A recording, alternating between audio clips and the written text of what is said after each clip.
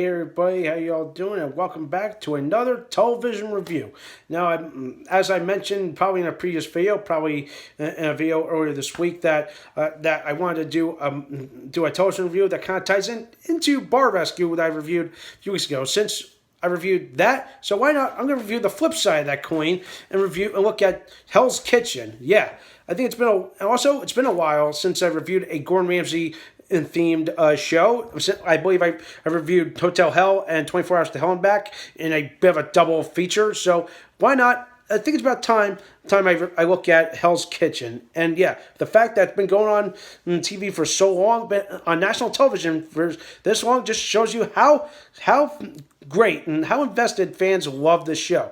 Whether it's Gordon Ramsay himself, the drama, the competition itself, but who knows? But there's just something about this show that just makes you say, "Holy crap! Don't cross Gordon Ramsay." And also some of the most famous moments out of this have since become stuff of legend, as in memes and GIFs. And the most famous one is, "Where's the lamb sauce?" Which, yeah, I think everyone will say is hysterical. But yeah, I could probably write a whole book on all the GIFs and memes I've seen that pop up on my feed, but it's just crazy. And crazy to think about all that. But Gordon Ramsay is the man himself, okay? He knows food. He knows how the business goes, and the fact that it's him just trying to teach all these cooks, these up and comers, and getting the skills to succeed, and also with a very big one prize, and that is to work as a head chef at one of his restaurants or someplace in the world that he's worked at. And believe it or not, I've kind of met one that was Danny, the winner of, I believe, Hell's Kitchen season 5. I believe he was he's the one that works he worked at the Borgata. That's where he won.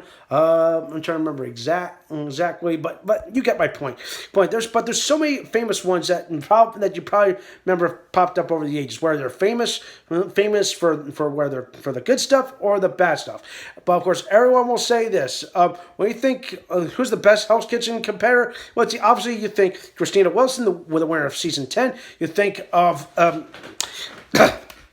sorry, my throat's kind of dry. You think of the very first one, Michael Ray. There's a whole big litany of characters that you probably remember and are probably still working in the industry or doing something else. But yeah, it just tells you how much that Gordon Ramsay cares and just wants to train people. And of course, I will admit one thing. The one season I think fans will remember the most is season 8, is because of how much craziness it got and how many competitors were listed as some of their worst competitors that's ever come into the kitchen, including, let's see, Raj Robertson. You remember him, the guy that was so out of his league. He had constantly whining and he had no idea what the hell he was doing. If you guys remember him, Russell Cook the second, if you remember him, aka Mr. Sore Loser. And then and then of course there's of course a few other ones from later seasons. Elise from season 9, good Lord, I remember her, and of course Matt Hearn, the most recent one, aka the second competitor to ever threaten Gordon Ramsay. Well, supposedly. That's the lore I heard. And also, he is also a bit of a racist online. And I saw what he did to that poor Hassan. Son, if you remember him from, I believe it was season 14 or 15. I felt bad for him. And of course, Matt Hearn will live on in infamy as possibly the most unstable and immature character ever. Okay, so yeah, people say he ain't no bitch. Well, I'll tell you another one that ain't no bitch, and that's Joe, who actually did square up to him on television. I remember that. I was like, is he really gonna throw down? Don't mess with Gordon Ramsay, man. Total bad attitudes. Seriously. I'm noticing a trend when it comes to military personnel on the show. They always have a bad attitude and a very bad ego.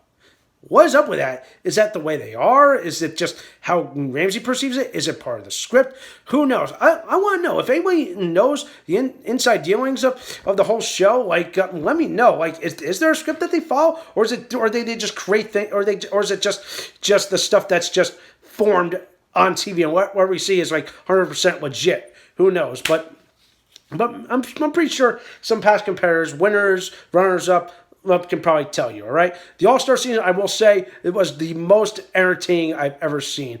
Like, you got a chance to see some guys that you remember seeing in previous seasons, whether you love them or not. Those were cool, okay? So, yeah. Now comes, now I'm going to say this right now. One of the better seasons was definitely the All-Star season. Another season I think was really good was maybe season 15. I really liked that. Season 10 was probably a good one, but of course, Gordon Ramsay himself, season 18 was the best season, was the best one according to him.